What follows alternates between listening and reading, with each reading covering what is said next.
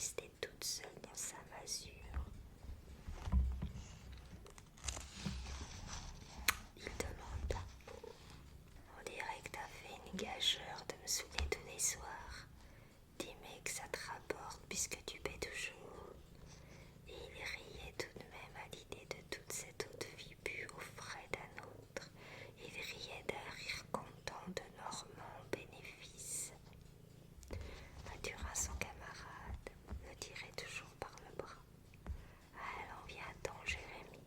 C'est pas un soir à rentrer sans rien de chaud dans le ventre. Qu'est-ce que tu crains? Ta femme va-t-il pas bassiner ton lit? Jérémie répondait: l'autre soir que je n'ai point pu retrouver la porte, qu'on m'a quasiment empêché dans le ruisseau de devant chez nous. Et il riait encore à se souvenir de Pochard. Et il allait tout doucement vers le café de Paumelle, dont la vitre illuminée brillait. Il allait tiré par Mathurin et poussé par le vent, incapable de résister à ses deux forces. La salle basse était pleine de matelots, de fumée, de cris. Tous ces hommes, vêtus de laine et les coudes sur les tables, vociféraient pour se faire entendre.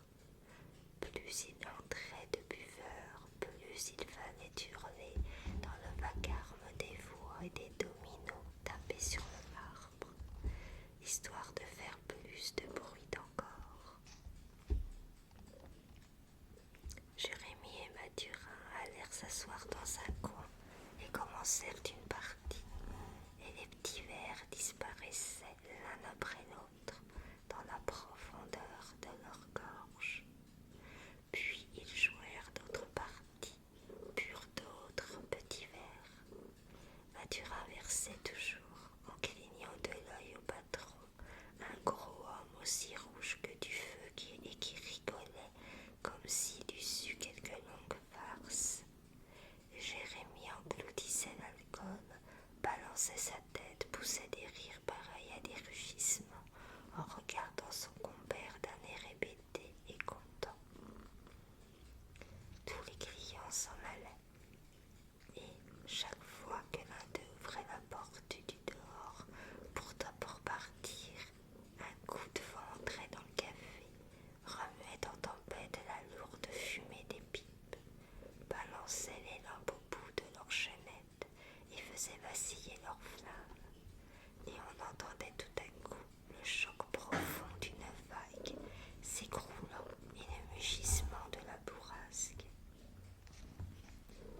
Jérémie, le col desserré, prenait des poses de soulard, une jambe étendue, un bras tombant, et de l'autre main, il tenait ses dominos. Il restait seul maintenant avec le patron qui s'était approché, plein d'intérêt. Il demanda: eh ben, Jérémie, ça va-t-il à l'intérieur? Es-tu rafraîchi à force de t'arroser? Jérémie bredouilla: plus qu'il en coule, plus qu'il fait sec là-dedans. Le cafetier regardait Mathurin d'un air finaud et dit: et donc vrai, Mathurin, où est-ce qu'il est à cette heure? Le marin eut un rire muet. Il est au chaud, t'inquiète pas. Et tous deux regardèrent Jérémie qui posait triomphalement le double 6 en annonçant: là le syndic. Quand ils eurent achevé la partie, le patron déclara: vous savez mes gars, mais je vais mettre au portefeuille. Je vous laisse une lampe et puis le litre.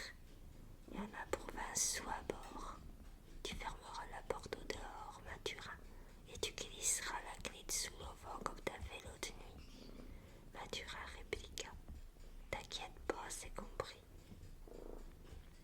Paumelle serra la main de ses deux clients tardifs et monta lourdement son escalier en bois. Pendant quelques minutes, son pesant pas résonna dans la petite maison, puis un lourd craquement révéla qu'il venait de se mettre au lit. Les deux hommes continuèrent à jouer. De temps en temps, une rage plus forte de l'ouragan secouait la porte, faisait trembler les murs, et les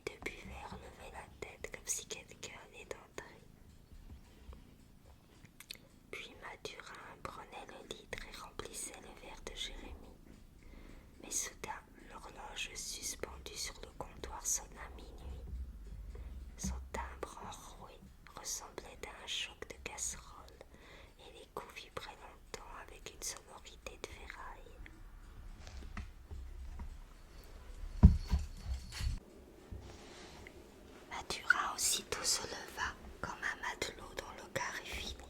Allons, Jérémie, il faut décaniller. L'autre se mit en mouvement avec plus de peine, prit son aplomb en s'appuyant à la table, puis il gagna la porte et l'ouvrit pendant que son compagnon éteignait la lampe. Lorsqu'ils furent dans la rue, Mathurin ferma la boutique, puis il dit « Allons, bonsoir, à demain ». Il disparut dans les ténèbres.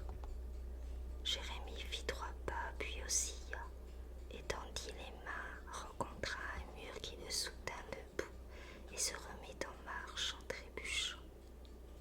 Par moments, une bourrasque, s'engouffrant dans la rue étroite, le lançait en avant, le faisait courir quelques pas, puis quand la violence de la trombe cessait, il s'arrêtait net, ayant perdu son pousseur, et il se remettait à vaciller sur ses jambes capricieuses d'ivrogne.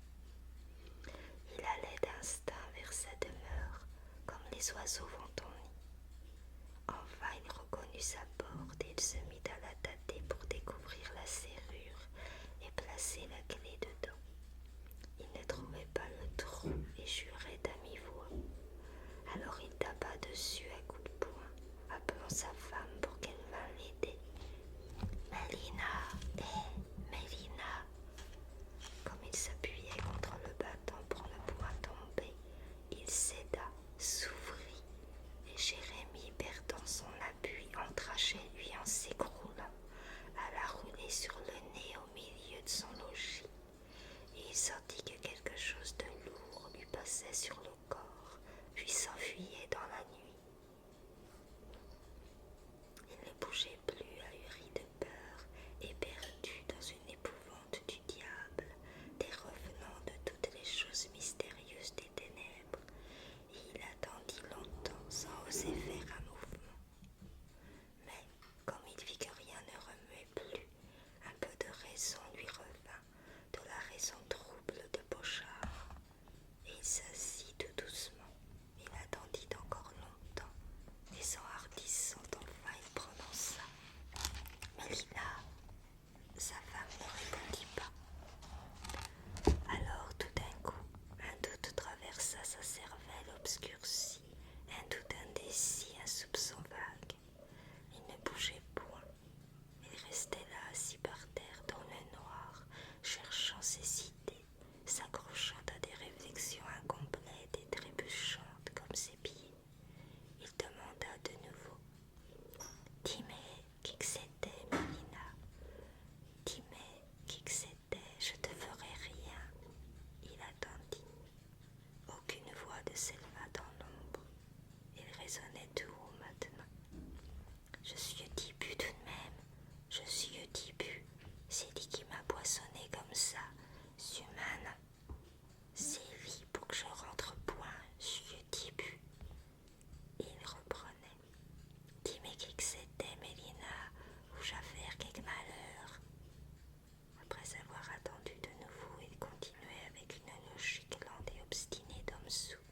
« C'est lui qui m'a retenu chez ce fainéant de Pommel, et les autres soirs tout pour que je rentre